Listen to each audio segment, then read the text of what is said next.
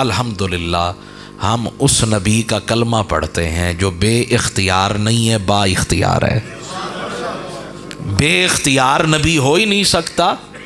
او بھائی کتنی بے ڈھنگی بات ہے کہ بندہ کہے جی میرا نبی کر کچھ نہیں سکتا۔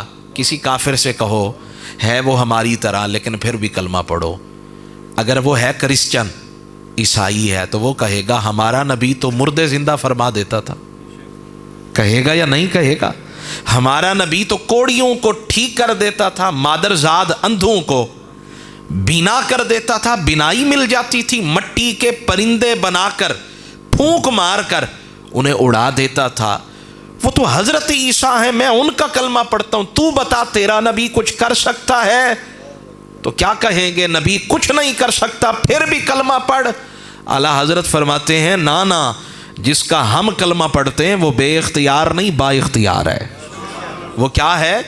وہ با اختیار ہے، چاند دو ٹکڑے ہو جاتا ہے۔ اچھا پھر کمال کی بات دیکھیں، رب بتانا چاہتا ہے نارنگ منڈی والو، چاند صدیوں کے فاصلے پہ کھڑا ہو کر محبوب کی ہر بات کو مان رہا ہے، اور تم کلمہ پڑھ کے بھی میرے رسول کے فرامین کو مانتے نہیں ہو، مانتے نہیں ہو۔ ایک وقت آئے گا جب قبر میں تمہیں اتارا جائے گا اور پھر ان کی صورت من موہنی صورت دکھا کر پوچھا جائے گا ما کنت تقول فی حق ھذا الرجل، بتا اس سونی شکل والے کے بارے میں کیا کہا کرتا تھا۔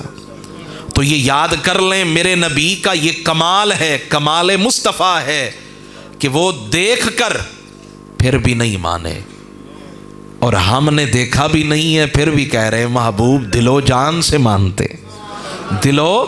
اعلیٰ حضرت بولے چاند جھک جاتا جدھر انگلی اٹھاتے مہد میں، کیا ہی چلتا تھا اشاروں پہ کھلونا نور کا۔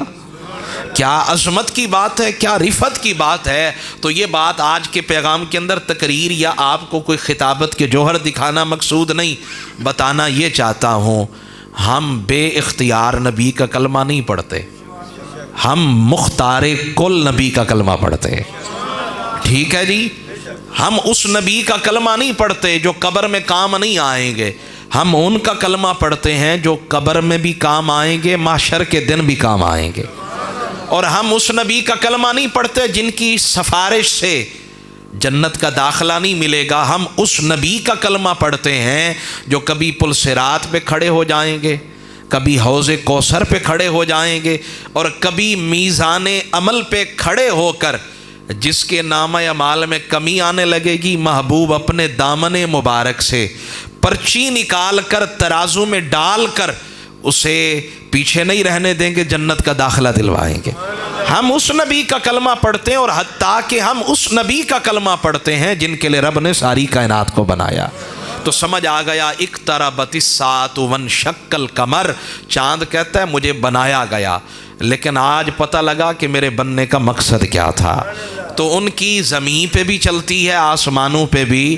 میں آپ کو یہ بتانا چاہتا ہوں آپ کے ارد گرد بہت سارے لوگ ایسے بھی ہیں جو نبی کو جیسے ماننا چاہیے ویسے نہیں مانتے ہیں۔ وہ جب آپ سے بات کرنے لگے نا تو انہیں کہہ دو بھائی میرے کان نبی کے بارے میں غلط بات سننے سے بہرے ہیں، میں نہیں سن سکتا اپنے نبی کے بارے میں، اگر شان کی بات کرنی ہے بیٹھ تو سناتا جا میں سنتا جاؤں، لیکن اگر میرے نبی کے بارے میں کوئی خامی نکالنے کی کوشش کر رہا ہے پھر تجھ میں خامی ہے، تیری نسل میں خامی ہے، تیرے ماں باپ میں خامی ہے۔ نبی کل بھی عیبوں سے پاک تھا، نبی آج بھی عیبوں سے پاک ہے۔ ہم اس نبی کا کلمہ پڑھتے ہیں جو نور علی نور ہے، جس کو اللہ نے ساری کائنات میں سے حسین ترین بنایا ہے۔